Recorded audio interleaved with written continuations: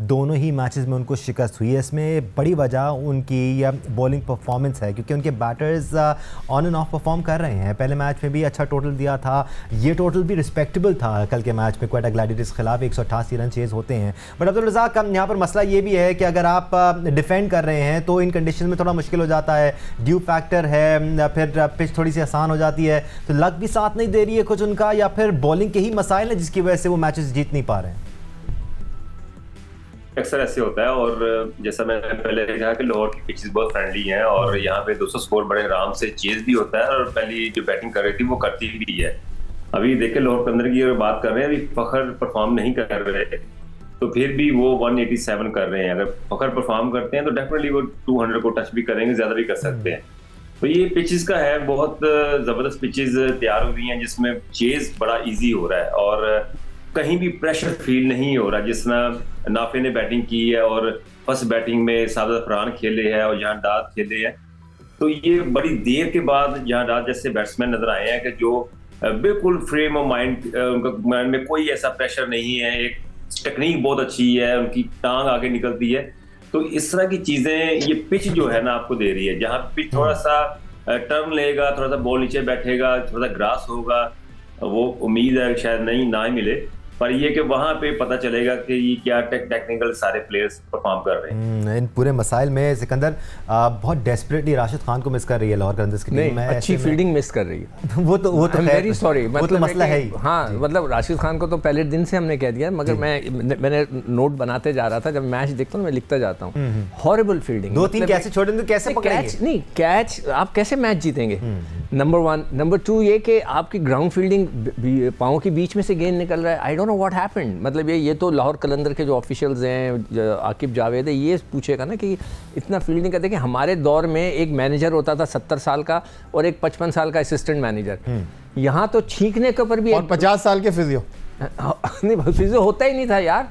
अब अब्दुल रऊफ थे ना आपके साथ? कोई भी नहीं। अच्छा, हम शुरू में गए, कोई 4-5 स्टोर, एक आदमी नहीं होता।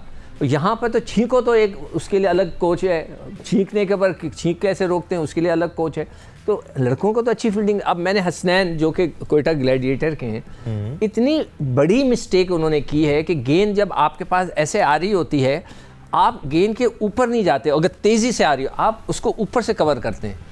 आप उसने जाके गेंद के ऊपर चढ़ाई कर दी, डाइव मारी। मैं हंस रहा था बैठा, मैं कहा ये तो बड़ी कॉमन सी चीज़ है। ये तो कोई भी बेसिक जो कोचिंग होती है उसमें बताया जाता है कि गेंद अगर तेज़ी से जा रही है तो आप उसको ऊपर से आके पकड़ो, उसके ऊपर ना जाओ। तो आई एम रियली सरप्राइज कि आजकल के जो बच्चे हैं जिनको इतनी फैसिलिटीज़ हैं, हमारे दौर में नहीं थी, उसके बावजूद भी वो अच्छी फील्डिंग नहीं कर रहे। एक अच्छा स्पिन बॉलिंग ऑप्शन मिस कर रहे हैं यहाँ पर कायनात लाहौर कलंदर्स की टीम, क्योंकि सलमान फयाज उनके लिए खेल रहे हैं, यंग हैं, पोटेंशियल उनमें ज़रूर है, बट कॉन्फिडेंस की शदीद कमी नज़र आती है। मैं और याया भी बात करें, जाइए आपसे ही बात करूँगा मैं सलमान फयाज से मुतालिक, बट कॉन्फिडेंस कम नज़र आ रहा है उनमें, क्योंकि बहुत फ्लैट ट्रैजेक्टरी के साथ बॉल कर रहे हैं, बिल्कुल फ्लाइट कर नहीं रहे हैं बॉल को।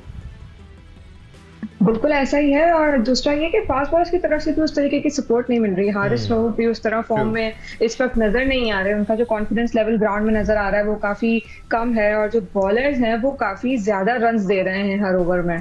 तो ये चीज मैटर करती है। एंड अगेन फील्डिंग वाली बात बिल्कुल सही है कि जो फ्लैट पिचेस होती है उनमें जो फील्डिंग का काम होता है वो बहुत ज्यादा बढ़ जाता है, क्योंकि वो फिर आपको विकेट्स और रन्स बचा कर देगी।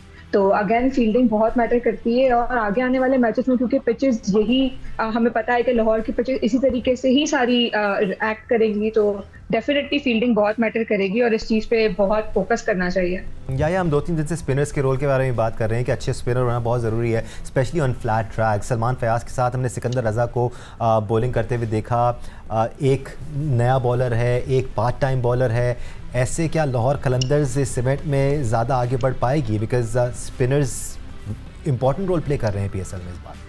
देखिए दानिश, अफगानिस्तान की टीम इस वक्त श्रीलंका में खेल रही है और अफगान क्रिकेटर्स इस लीग में आपको एक्शन में दिखाई दे नहीं रहे हैं, लेकिन वहाँ भी नहीं खेल रहे राशिद खान, क्योंकि वो अपनी सर्जरी की वजह से दस्तयाब नहीं है। जी जी। लेकिन आप सारा मामला जो है वो राशिद खान के सर पे रख दें कि राशिद खान नहीं है तो मिडिल ओवर में विकेट नहीं ले पा रही है लाहौर कलंदर, स्पिनर नहीं है। नहीं, लेकिन मुझे प्रॉब्लम लगा नहीं राशिद खान का इस वक्त। अगर आप अभी थोड़ी देर पहले रज़ाक ने जो बात की कि दोनों मैचों में फ़खर ज़मान चिप इन नहीं कर सके, लेकिन दोनों मैचों में 180 प्लस किए लाहौर कलंदर ने। उसके बाद पाकिस्तान का बॉलिंग अटैक खेल रहा है, शाहीन शाह अफरीदी, उनके साथ जमान खान, उनके साथ हारिस रऊफ, और फिर आप परफॉर्म नहीं कर पा रहे हैं। और जो सबसे बड़ा प्रॉब्लम है लाहौर कलंदर का वो ये है, कल शाहीन शाह अफरीदी से जब सवाल हुआ तो उन्होंने कहा कि भाई बात दरअसल ये है 5 कैच आप ड्रॉप कर चुके हैं 2 मैचों के अंदर, उसके बाद जो है आपके फील्डर जिस आसानी के साथ बाउंड्री दे रहे हैं, ये 2 चीज़ें जब तक आप ग्रैब नहीं करेंगे फिर सिचुएशन आप कंट्रोल नहीं कर सकेंगे। तो लाहौर कलंदर को इन चीज़ों के हवाले से बहुत संजीदगी के साथ सोचना होगा।